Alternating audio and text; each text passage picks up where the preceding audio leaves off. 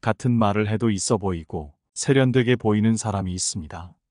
이런 사람들은 입만 열어도 사람들을 끌리게 만들고 다른 사람들에게 인정받기까지 합니다. 이런 사람들은 어떻게 말하길래 같은 말도 세련되게 하는 것일까요? 오늘은 여러분과 함께 같은 말을 해도 귀티나는 사람이 되고 대접받는 법에 대해 함께 알아보려고 합니다. 첫 번째, 누군가 물어보면 진부한 말이라도 하라. 우리는 종종 자신의 의견을 표현하는 데에 있어 큰 망설임을 겪는다. 이런 상황에서 우리는 스스로를 말을 잘 못하고 부끄러움을 타는 사람으로 보일 수도 있다.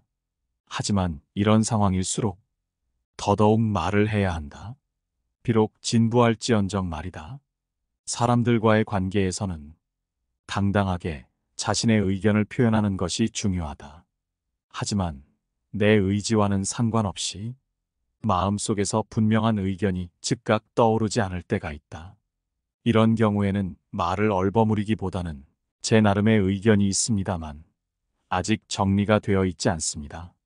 정리되는 대로 말씀드리겠습니다라고 말하며 잠시 시간을 벌어 다른 사람들의 의견을 경청하고 자신의 생각을 신속하게 정리하여 발표하는 것이 현명하다. 이 방법을 통해 우리는 더욱 세련되고 생각이 깊은 사람으로 인식될 수 있다. 대화는 단순히 자신의 의견을 전달하는 행위만이 아니라 상호작용과 이해의 과정이다. 때로는 타인의 의견에서 새로운 관점을 발견하거나 우리가 전혀 고려하지 않았던 아이디어에 영감을 받을 수 있다. 따라서 우리는 대화 중에도 타인의 의견에 귀를 기울이는 태도를 견지해야 한다. 말 잘하고 세련된 사람들의 특징은 특별하지 않고 누구나 조금만 신경 쓰면 할 수 있는 것이다. 두 번째, 단순하게 말하라. 입만 열면 사람들이 집중하고 많은 사람들의 주목을 이끌어내는 사람은 생각 외로 많은 말을 하지 않는다. 그들은 많은 사람들이 주목하는 중심에 서지만 생각보다 굉장히 적은 말로 사람들을 휘어잡는다. 그들이 지닌 능력은 바로 하고자 하는 말을 명확하고 간결하게 표현하는 것이다. 복잡하지 않은 말로 자신의 생각을 전달하고 더욱이 소통의 질을 높인다. 인간관계에서 아주 쉬운 방법으로 자신의 의견을 분명하고 간단하게 전달하는 사람들의 매력은 상당하다. 우리는 종종 복잡하고 어려운 언어를 사용함으로써 자신의 지식이나 능력을 과시하고자 한다. 하지만 실제로 우리의 뇌는 간단하고 명확한 정보를 더 좋아한다. 복잡한 내용보다는 간결하고 핵심적인 메시지가 훨씬 더 잘 기억에 남으며 이해하기도 쉽다는 것이다. 그런 이유로 말이 길어지면 집중력이 흐트러지고 무슨 말을 하는지 좀처럼 이해할 수가 없다. 따라서 효과적인 소통을 위해서는 자신이 전달하고 싶은 중요한 내용만을 추려내야 한다. 이는 다른 사람들에게는 명확한 이해를, 자기 자신에게는 주목을 이끄는 행동이다. 이러한 말 습관은 감정적인 측면에서도 중요하다. 짧고 간결한 메시지는 듣는 이로 하여금 즉각적인 반응을 유발한다. 사람들이 길게 말을 풀어가며 여러 문장으로 이야기하는 것을 간결하게 요약할 수 있을 때 메시지의 전달력은 배가 된다. 셰익스피어는 실제로 이렇게 말했다. 간결함이 영혼의 지혜다. 이 말은 인간관계 속 대화에서도 그대로 적용된다. 간결하게 말한다는 것은 자신의 생각을 정리하고 불필요한 것을 걷어내며 핵심만을 남겨 전달하는 능력을 의미한다. 때로는 말이 짧고 간결하면 버릇없어 보일까 걱정하는 사람이 있지만 실제로 이는 상대방에게 존중을 표하는 행동으로 굉장히 예의 바른 사람들의 태도이다. 자신의 생각을 명확하게 전달하고 짧은 시간 동안만 얘기하는 것은 상대방이 불필요하게 시간을 쓰는 것을 막고 이해하느라 노력할 필요가 없게 만들어준다. 이것은 단순히 짧게 말하는 것과는 다르다. 단답으로 말하라는 것이 아닌 얼마든지 짧게 말할 수 있는 말을 애써 길게 만들지 말라는 뜻이다. 적은 양의 말로도 정확하고 명확한 메시지를 전달하면 그것만으로도 매력 있고 말 잘하는 사람이 되는 것이다. 말만 해도 집중받고 매력적으로 보이고 싶다면 간결함과 명확함을 추구하라. 이는 상대방에게도 기억에 남는 말이 되고 자기 자신을 확실히 각인시킬 수 있다. 세 번째, 협상 시 만만하게 보여서는 안 된다. 협상의 기술은 인간관계의 가장 미묘한 부분에서 꽃을 피운다. 이것은 단지 말뿐만 아니라 우리의 행동과 태도에서도 그 진정성이 드러난다. 협상에 있어 중요한 것은 상대방과 조화를 이루며 대화를 이끌어가는 능력이다. 이를 위해서는 무엇보다도 많은 경험이 필요하다. 마치 운동을 하듯 꾸준한 훈련과 실습을 통해 점점 더 나아질 수 있다. 하지만 이러한 경험을 쌓기 위해서는 때로는 큰 용기가 필요하다. 예를 들어 상사가 커피나 차 심부름을 시키면 그럼 다음 프로젝트에서는 제가 리더를 맡게 해주십시오라고 당당하게 요청해봐도 좋다. 상사가 그것을 승낙해 줄지 말지는 별개이지만 일단 자신감 있는 사람으로 비칠 테니 이득이다. 이렇게 일상에서부터 경험을 쌓아가며 협상의 기술을 키워나가는 것이 중요하다. 또한 협상 시에는 결코 만만하게 보여서는 안 된다. 당신이 가진 진정성과 자신감을 상대방에게 분명히 드러내야 한다. 이는 당신의 주장이나 요구에 힘을 실어주며 상대방이 당신을 진지하게 받아들이게 만든다. 이러한 과정에서 중요한 것은 상대방의 입장을 이해하려 노력하는 것이다. 이는 협상을 더욱 원활하게 만들고 서로에게 이익이 되는 결과를 도출할 수 있게 한다. 협상이란 단순히 이기고 지는 것이 아니라 서로의 입장을 이해하고 공감하며 더 나은 해결책을 찾아가는 과정이다. 따라서 협상에 임할 때는 자신감과 함께 상대방에 대한 존중과 이해의 마음을 잊지 않아야 한다. 이렇게 함으로써 우리는 더욱 성숙하고 의미 있는 협상을 이끌어갈 수 있다. 네 번째, 어떤 말을 할 것인지가 아닌 듣는 대상에 주목한다. 사람들에게 매력 있고 말 잘하는 사람으로 비춰지는 사람은 대화를 시작하기 전에 먼저 상대방의 관심사에 대해 생각한다. 이들은 결코 타인이 관심을 두지 않을 주제에 대해 이야기하지 않는다는 점에서 보통 사람들과는 다르다. 대부분의 사람들은 자기가 하고 싶은 말을 하기에 상대방의 흥미는 고려하지 않는다. 입만 열면 주목받는 사람들처럼 상대방의 흥미와 필요를 파악하여 대화를 이끈다면 더 깊은 공감대를 형성할 수 있다. 대화의 기술은 단지 적절한 말을 하는 것에 그치지 않는다. 듣는 사람의 마음과 생각을 어루만지고 그들이 진정으로 듣고 싶어하는 메시지를 전달하는 데 중심을 둔다. 이것이 바로 매력적이고 호감 가는 대화법의 핵심이다. 상대방을 이해하는 노력은 대화에서 가장 중요한 덕목 중 하나다. 대화를 나누는 상대방의 관심사, 기분, 상황 등을 고려하는 것은 대화의 질을 한층 높일 수 있는 방법이다. 상대방의 시선에서 사물을 바라보고 그들의 관점을 이해하려 노력할 때 비로소 진정한 의사소통이 이루어진다고 할 수 있다.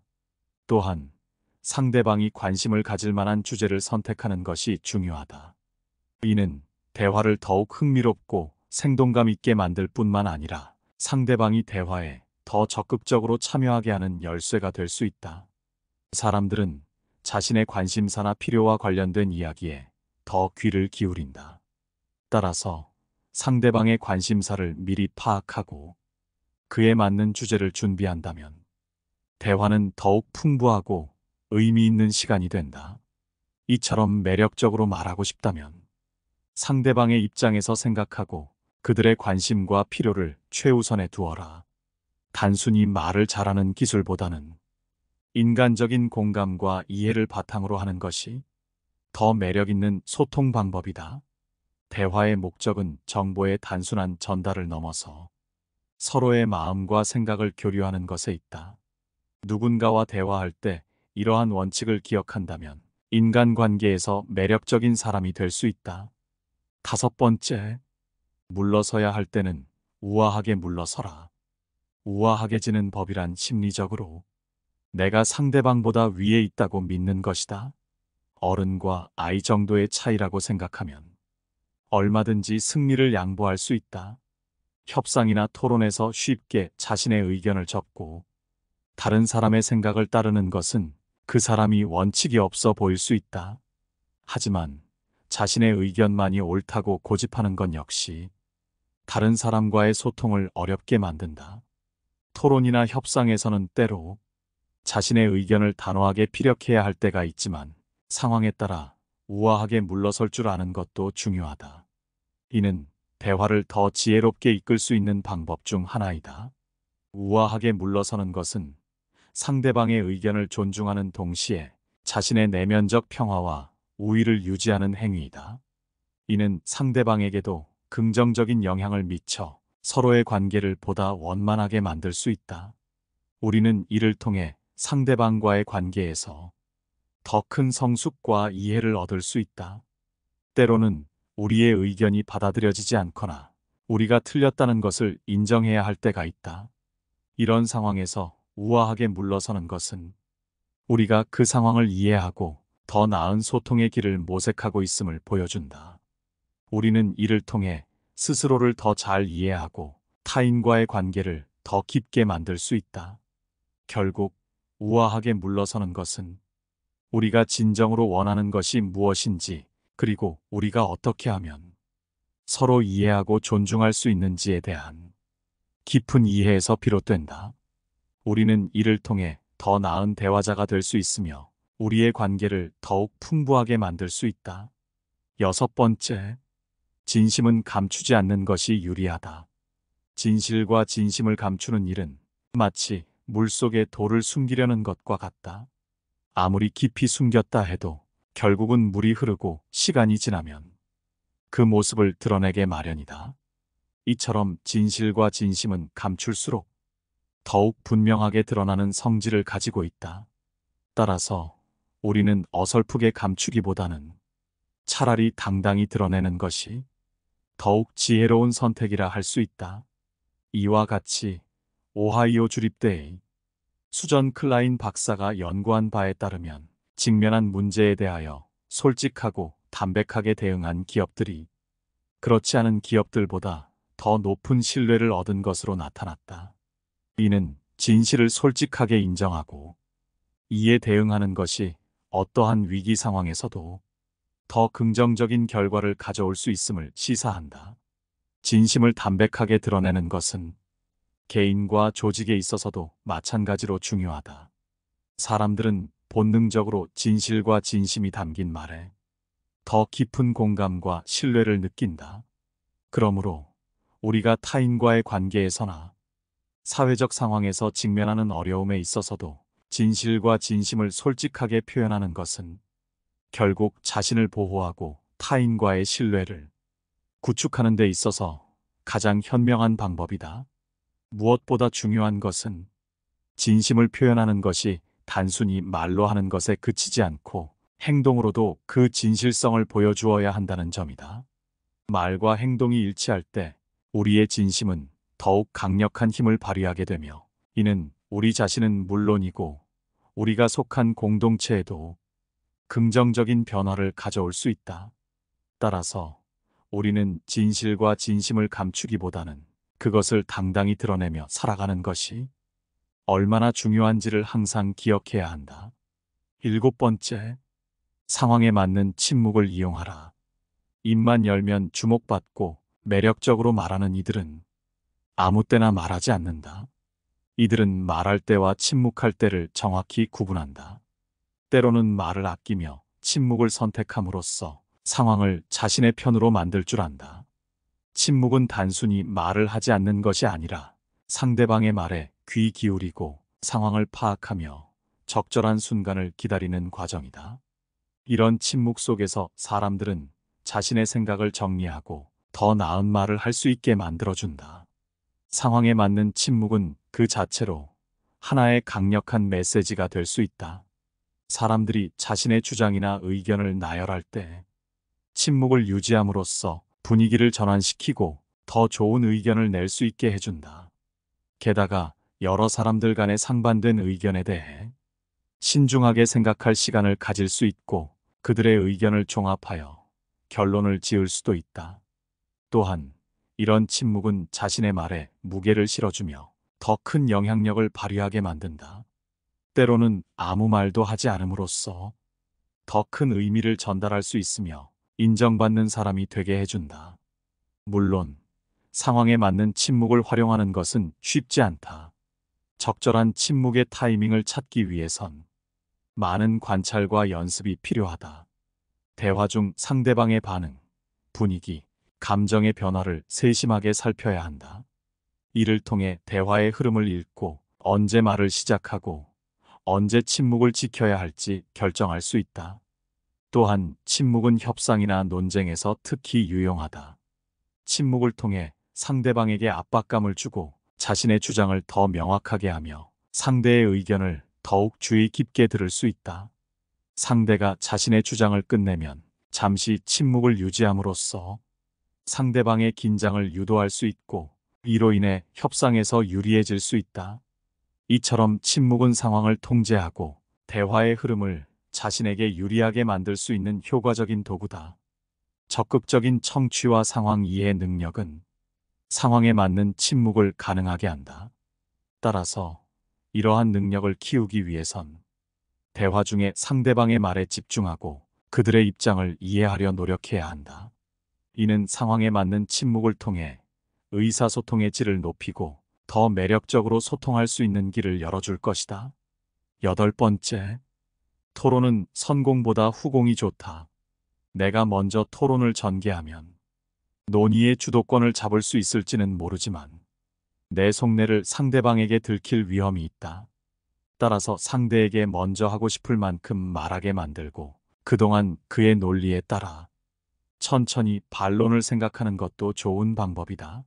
상대방으로부터 그들의 논리와 주장을 먼저 들어봄으로써 우리는 그들의 생각의 틀과 그 안에서의 취약점을 파악할 수 있다.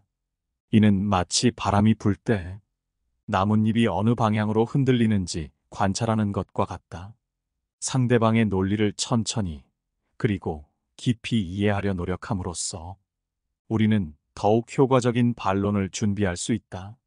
이 방식은 상대방의 주장을 완전히 이해하고 나서야 비로소 우리의 의견을 제시함으로써 훨씬 더 강력한 반박을 할 수 있게 해준다. 이러한 접근 방식은 토론뿐만 아니라 일상생활의 다양한 상황에서도 유용하게 적용될 수 있다. 상대방의 의견을 충분히 듣고 나서야 비로소 우리의 의견을 제시함으로써 우리는 더욱 신중하고 효과적인 의사소통을 할 수 있다. 이는 대화 상대방에 대한 존중을 표현하는 방법이기도 하며 결국에는 우리 자신의 주장을 더욱 설득력 있게 만들어준다. 토론에서 후공을 선택하는 것은 단순히 전략적인 선택을 넘어서 상대방의 의견을 진심으로 경청하고 이해하려는 자세를 반영한다. 이러한 접근 방식은 우리가 보다 균형 잡힌 시각을 유지하고 상호 존중의 기반 위에서 더욱 건설적인 대화를 이끌어낼 수 있게 해준다. 따라서 우리는 토론뿐만 아니라 일상 대화에서도 이러한 원칙을 적용함으로써 보다 의미 있는 대화를 나눌 수 있을 것이다. 9번째, 상대방의 말을 끊지 마라. 대화에서 매력적인 사람이 되고 싶다면 상대방의 말을 끊는 습관을 없애라. 말을 끊는 태도가 대화에 능동적으로 참여하고 있음을 드러낸다고 생각한다면 절대 그렇지 않다. 다른 사람의 말을 끊는 태도가 극히 예의 없는 태도로 여겨진다는 사실을 차치한다 하더라도 이런 태도는 보이는 능력에도 극히 부정적으로 작용한다. 대화 중에는 상대방이 자신의 의견을 충분히 표현할 수 있도록 기다리는 인내심이 필요하다. 상대의 말을 끝까지 듣고 나서 자신의 의견을 정리해 말하면 더 생산적이고 의미 있는 대화가 이루어진다. 상대의 말을 끊는 습관이 있다면 대화 중 끝까지 경청하는 연습을 하며 점진적으로 습관을 고칠 수 있다. 말을 끊지 않고 경청하는 것은 타인에 대한 존중과 이해를 바탕으로 한다. 대화 중에는 상대방의 말에 귀 기울이고 상대의 의견을 존중하는 태도를 보여줘야 한다. 이를 통해 상대방과의 관계를 강화시키고 긍정적인 분위기를 조성할 수 있다. 상대의 말을 끊는 습관이 있다면 먼저 이러한 습관을 인식하고 고치려는 의지를 가져야 한다. 이를 위해 대화할 때는 상대방의 말이 끝날 때까지 기다렸다가 자신의 의견을 말하는 연습을 할 수 있다. 또한 대화 중에 상대방의 의견을 명확하게 이해하고자 노력하며 필요시 질문을 통해 상대의 의견을 더 깊이 탐색할 수 있다. 결국 상대방의 말을 끊지 않고 제대로 듣는 것은 좋은 대화를 위한 중요한 요소다. 오늘 함께 알아본 지혜가 어떠셨나요? 같은 말도 세련되게 하는 사람의 9가지 특징에 대해 알아봤는데 아마 이 중 어려운 것은 없을 거라고 생각합니다. 여러분의 생각을 댓글로 남겨주시기 바라며 영상은 이것으로 마치도록 하겠습니다. 깨달음의